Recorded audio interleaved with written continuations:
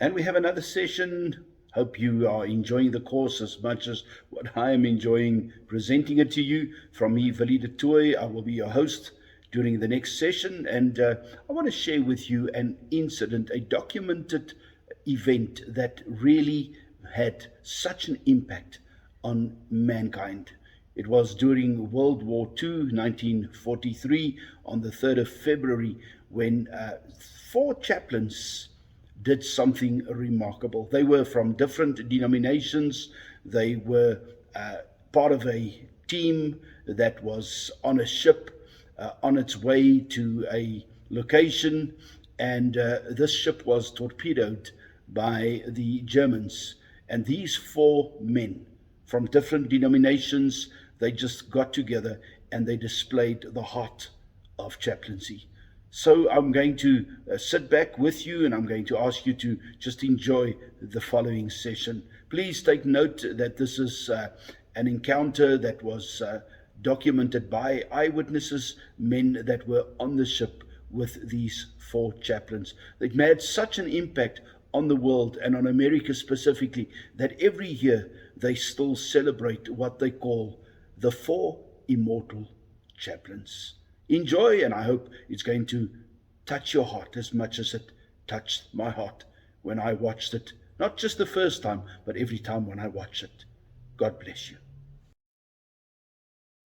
The story of the Immortal 4 Chaplains begins with, of course, the 4 men themselves, and they were unique in that they were all of different faiths, and came together on this boat, a U.S. troop ship called the Dorchester, and they were Clark Poling, who was a Dutch Reformed minister from upstate New York, and then there was Rabbi Alexander Good, who was rabbi out of Washington, D.C., my uncle, who was George Fox. He was a Methodist minister up in Vermont. He actually had 3 parishes at one time. He was called a circuit rider even then.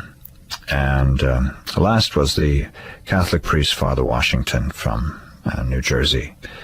And they met on the Dorchester at the end of January 1943, and I interviewed the first sergeant of the ship, who was on deck at the time when the 4 of them met. So that was interesting, because I actually got to experience what it was like to know what they were like when they got together, and he explained that they were immediate friends. They just sort of hit it off together, and they started laughing and joking, and they had a bond almost immediately between the 4 of them.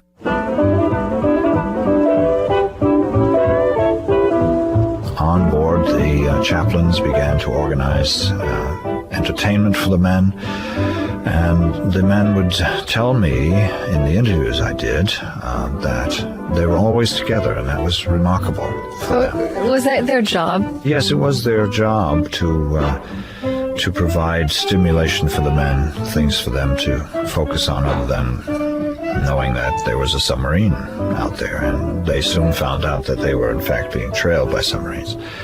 So the chaplains kept their spirits up. They organized a talent night, and apparently the chaplains were the biggest hit themselves. They were quite talented singers. I think all 4 of them were. And Rabbi Good, Alexander Good, was also the son-in-law of another rabbi, Rabbi Jolson, who was the father of Al Jolson. Really? Yeah. So he had considerable connections to show business. So they became very, very popular on the ship.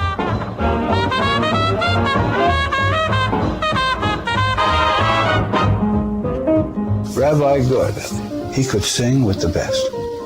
He would hold his services as the others hold theirs, and we all went to all of them. We were on a ship. We had nothing that we could do. And so when they had services, we went. Lots of times they were together. They were going around and trying to keep morale up. And they all worked well together. They seemed to fit right in.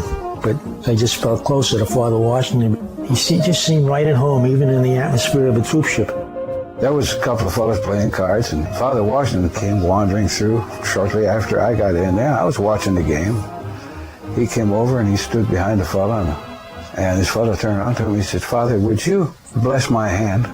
He looked at it and he said, "I should waste my blessing on a lousy pair of trays?" I thought that was just like him.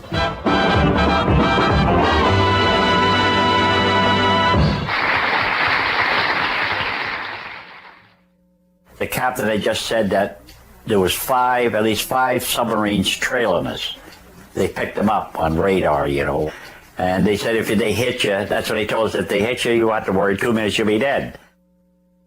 So I start making my rounds. I went upstairs.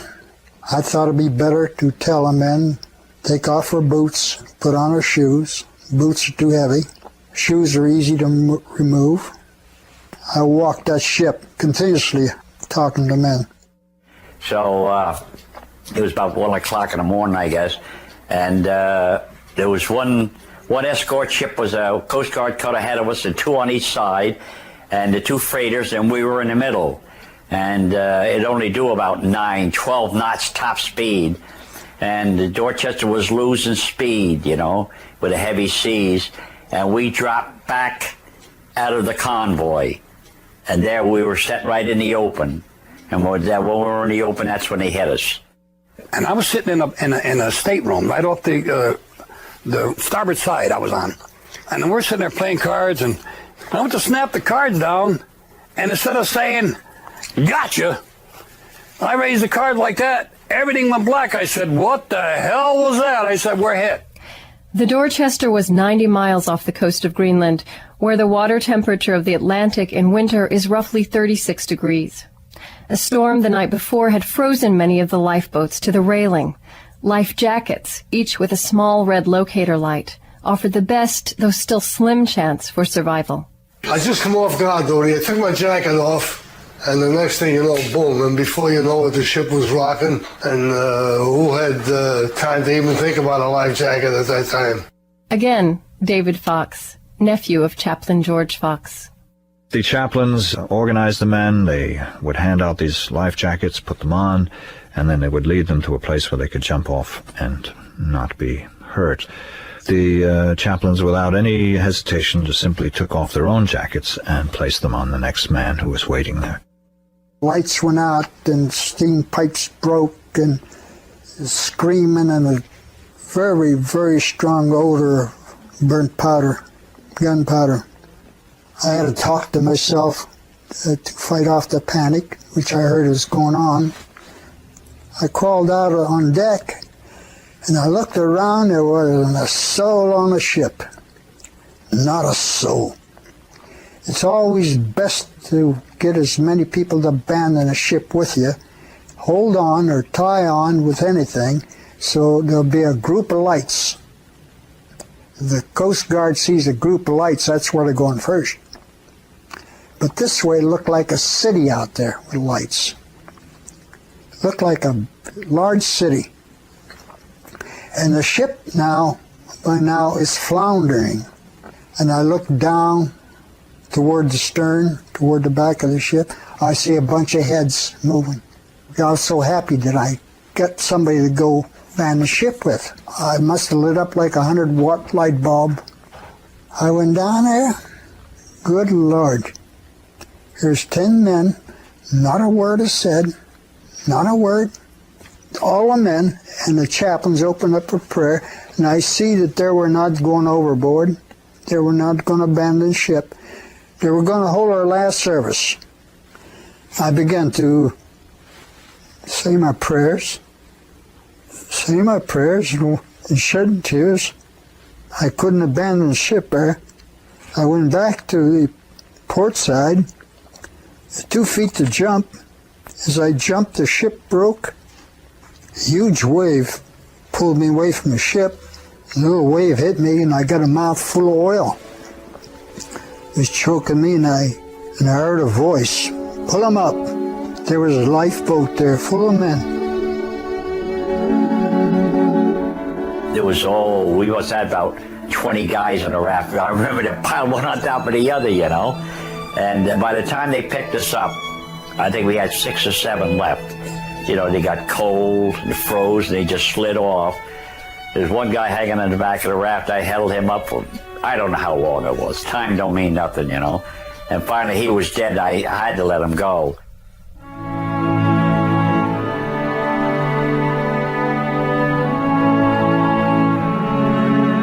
We've seen bodies all around drifting, and as I say, the chill of the water got most of them, and they were just drifting around. You've seen those little lights bobbing up and down, and there was no life in the men that was in them either.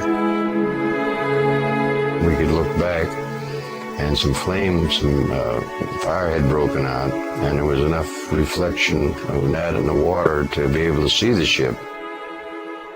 There were soldiers hanging on to the rail of the ship. Was standing arm in arm on the top of the boat. And then the boat took a nosedive and went right down, and they went with it. They never even made a move. They just joined hands, and the four of them, just 2 Protestant, a Hebrew chaplain, and a Catholic chaplain. I asked Father Marson, Father, get off the ship's going down. No, he says, go ahead, you get off. Well, the ship was starting to list.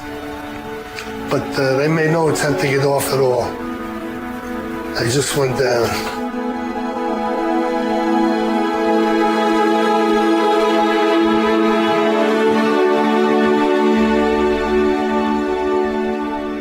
Those who saw that, not everyone saw it, but those who saw it said they had never seen a finer. One man said, I never hope to see anything finer between here and heaven.